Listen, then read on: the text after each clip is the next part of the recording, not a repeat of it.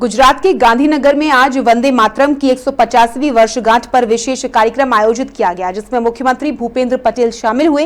इस मौके पर उन्होंने वंदे मातरम गीत के ऐतिहासिक और सांस्कृतिक महत्व पर प्रकाश डाला। कार्यक्रम में स्वतंत्रता आंदोलन में इस गीत की भूमिका को याद किया गया और कलाकारों ने देशभक्ति प्रस्तुतियां दी।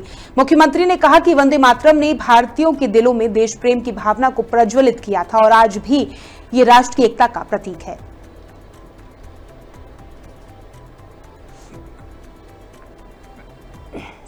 आ गीत बंकिम चंद्र चट्टोपाध्याय जी द्वारा आनंद मंथ नवलकथा में पहली बार प्रकाशित थयुं हतुं।